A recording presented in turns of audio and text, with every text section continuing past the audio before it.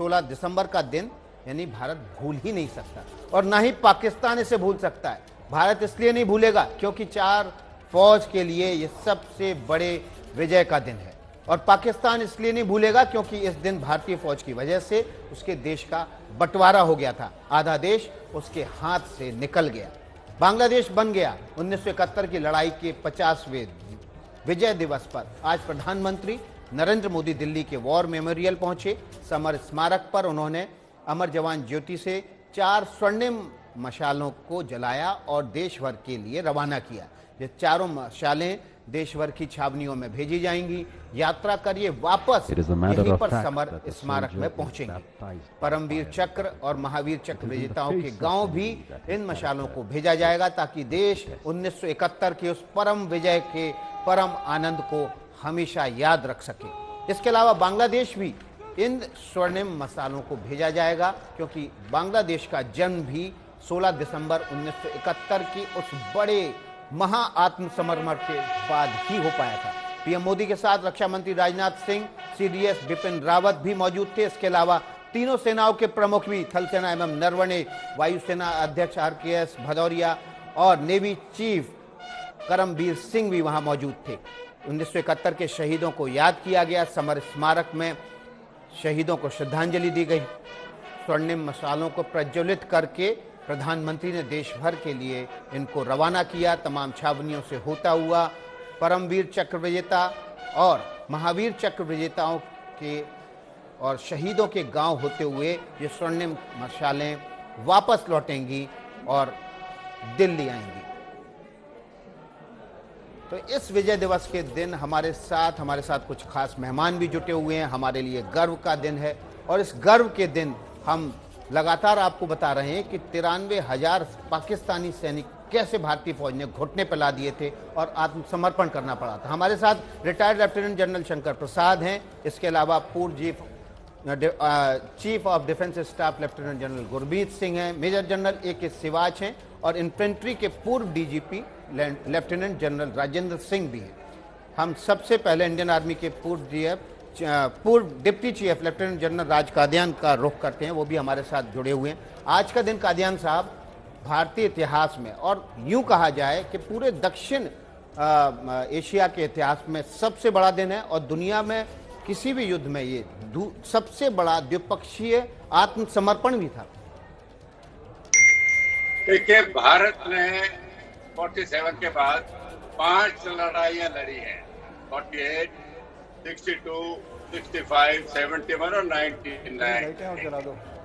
लेकिन सही मायने में जो महाविजय थी वो 1971 की लड़ाई में थी, जिसका आज स्मरण दिवस है, आज विजय दिवस है।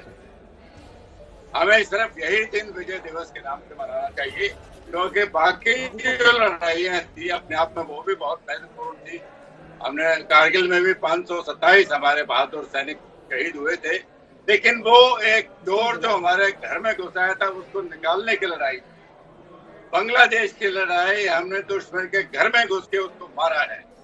सेकंड महायुद्ध के बाद ये सबसे बड़ा सरेंडर था जब 93,000 सैनिकों ने, एबल बॉडीड सैनिक जिनके पास हथियार, एम्यूनिशन और पूरे लड़ने के साधन थे, उन्होंने हथियार डाल दिए।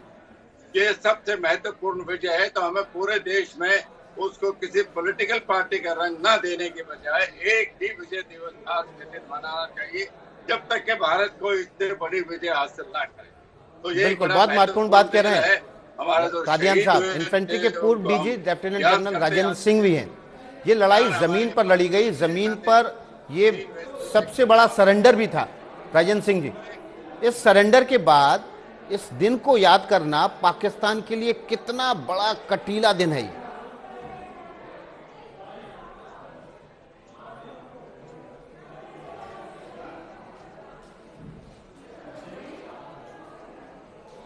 सबसे ज्यादा गर्व की बात है।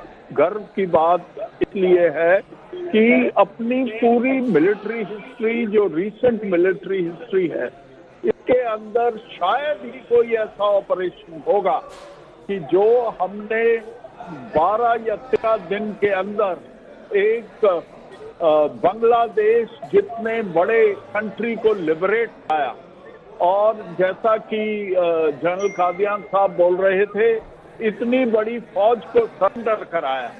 ये पर्व, विजय पर्व सिर्फ फौजों के लिए नहीं है, ये विजय पर्व है पूरे देश के लिए।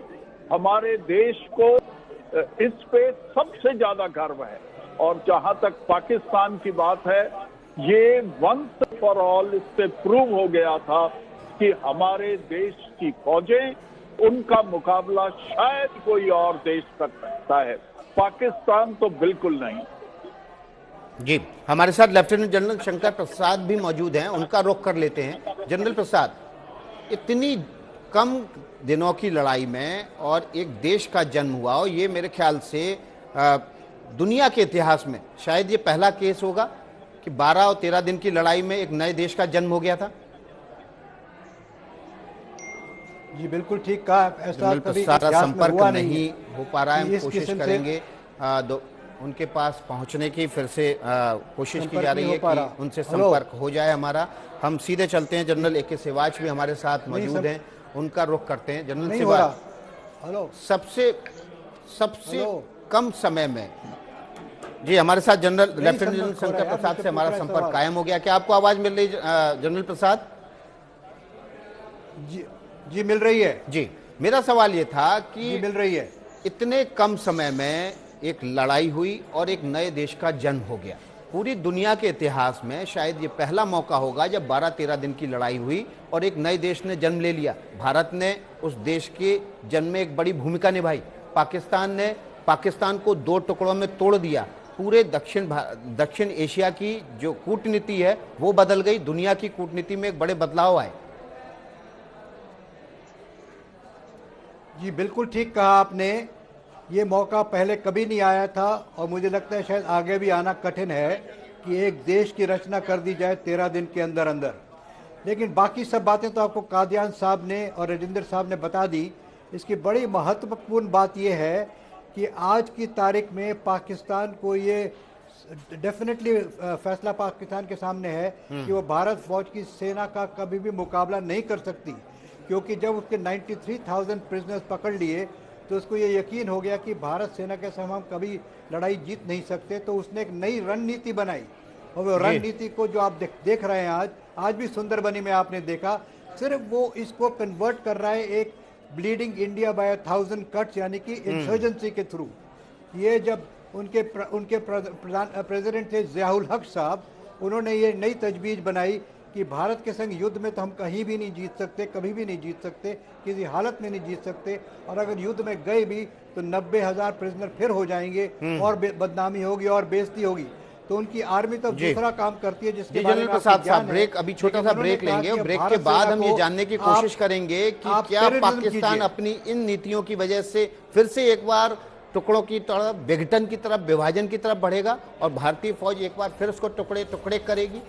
आपको बता दें, आज से एबीपी न्यूज नया रंग, नए रूप, नए अंदाज में बदल गया है। एबीपी के इस नए रंग रूप पर सितारों का क्या कहना है, ये सुनाएंगे।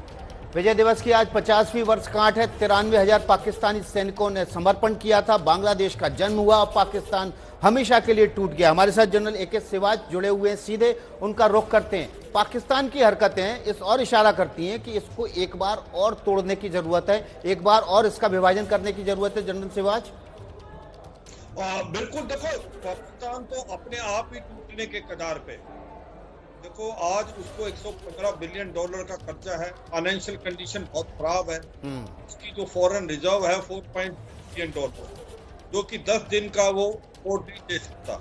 अफगानिस्तान से उसका फॉरेन रिजर्व कम है, इन्फ्लेशन 18% है और पाकिस्तान रुपी जो है 40% गिर गया है लास्ट 2 साल इमरान खान आने के बाद डॉलर के मुकाबले में। इन्वेस्टमेंट जीरो है, इंपोर्ट बढ़ते जा रहे हैं और एक्सपोर्ट ऑलमोस्ट 5% रह गया। और ऐसे में फाइनेंशियल एक्शन टास्क फोर्स हो सकता है इसको ग्रे से ब्लैक लिस्ट में डाल। और बलूचिस्तान और गिलगित बाल्टिस्तान में सिचुएशन बहुत खराब है सिक्योरिटी हिसाब से। इसी प्रकार खैबर पख्तूनख्वा और सिंध में जिस प्रकार से पाकिस्तान की प्रेजेंट गवर्नमेंट इमरान खान हर स्फेयर में फेल होती है, ऐसा लगता है कि पाकिस्तान टूटने के कगार में है।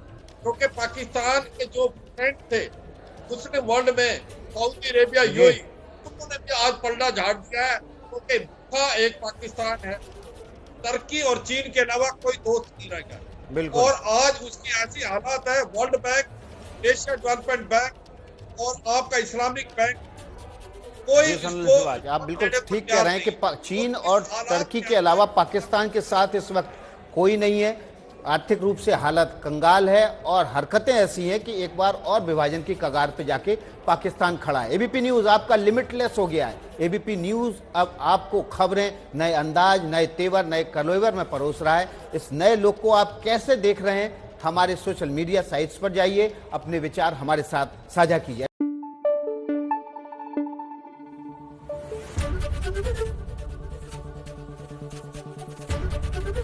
एबीपी न्यूज़ आपको रखे आगे।